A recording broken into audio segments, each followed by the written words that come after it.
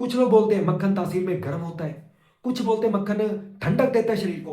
तो क्या है पूरा सच? आज इस वीडियो में मैं आपको बताऊंगा अलग अलग तरह के मक्खन, उनकी ना सिर्फ तासीर बल्कि पचने के बाद उनका कैसा रस बनता है, मीठा बनता है, तीखा रस बनता है, ताकि आप अच्छे से समझ जाएं कि मक्खन का प्रभाव शरीर पर कैसा दिखेगा। और इस वीडियो को देखने के बाद आपके जो डाउट्स हैं वो भी क्लियर हो जाएंगे। तो चलिए दोस्तों वीडियो की शुरुआत करते हैं। पहले हम बात करते हैं ताजा मक्खन की जो दही से बनता है। ऐसा जो मक्खन है वो तासीर में ठंडा होता है, पचने के बाद इसका मीठा रस बनता है। तो लॉजिकली यही है कि ये शरीर को ठंडक देगा, लेकिन ऐसा नहीं है। यहां पर एक ट्विस्ट आता है। आयुर्वेद बोलता है कि ऐसा जो मक्खन है वो अग्नि दीपक है, माइल्ड अग्नि को उत्तेजित करता है, आपकी पाचन शक्ति को थोड़ा उत्तेजित करता है, लेकिन अदरक और लहसुन जितना पेट में गर्मी नहीं पैदा करता है। तो ये क्या हुआ? यहां पे तो आप कंफ्यूज हो गए होंगे कि यार ये अग्नि कैसे बढ़ा रहा है, तासीर में तो ठंडा है।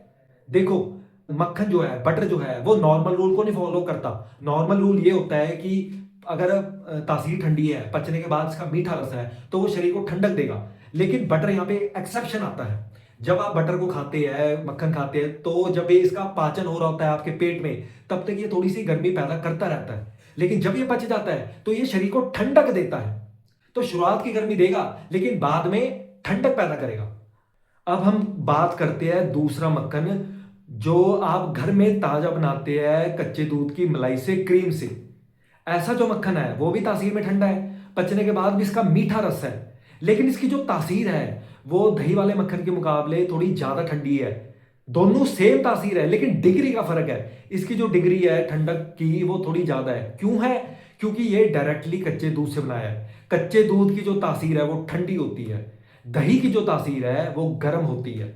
इसलिए ऐसा जो मक्खन है ये आपके शरीर में पाचन शक्ति को स्टिमुलेट नहीं करता, अग्नि दीपक का काम नहीं करता है। तो इसलिए ये जो मक्खन है ये सबसे ठंडा होता है और आपके शरीर में गर्मी को दूर करता है। तीसरे तरह का जो मक्खन है वो आप घर में ही बनाते हैं और बहुत ही कॉमन है ये। आप दूध की जो मलाई आती है, जब आप उसको उबालते हैं, ऊपर आती है, उसको इकट्ठी कर लेते हैं और 45 से 2 महीने तक इसको इकट्ठी करते हैं, फ्रिज में रखते हैं इसको, फिर आप इसका मक्खन निकालते हैं। ऐसा जो मक्खन होता है वो भी तासीर में ठंडा होता है, पचने के बाद भी इसका मीठा रस बनता है। और ये जो है ये अग्नि दीपक का पाचन शक्ति को तेज करने का काम नहीं करता है। लेकिन इसकी जो तासीर है वो थोड़ी सी कम ठंडी होती है कच्चे दूध से जो मक्खन बनता है। चौथा मक्खन जो होता है वो भी आप घर में ही बनाते हैं। मलाई इकट्ठी करते रहते हैं, जो भी दूध के ऊपर आती है, जब आप उसको उबाल देते हैं। लेकिन जब ये मलाई इकट्ठी हो जाती है तब आप इसको 2 से 3 दिन फर्मेंट के लिए छोड़ देते हैं। मतलब जो मलाई है वो खट्टी हो जाती है और फिर आप इसका मक्खन निकालते हैं। ऐसा जो मक्खन होता है तासीर तो ठंडी होती है, पचने के बाद भी इसका मीठा रस बनता है। लेकिन क्योंकि क्रीम की फर्मेंटेशन हो गई है, मलाई की 2-3 दिन आपने उसको बाहर रखा है, खट्टापन आ जाता है, जिस करके ये जो है ये भी थोड़ी सी पाचन शक्ति को बढ़ाता है, अग्नि दीपक का काम करता है, जैसे दही वाला जो मक्खन होता है।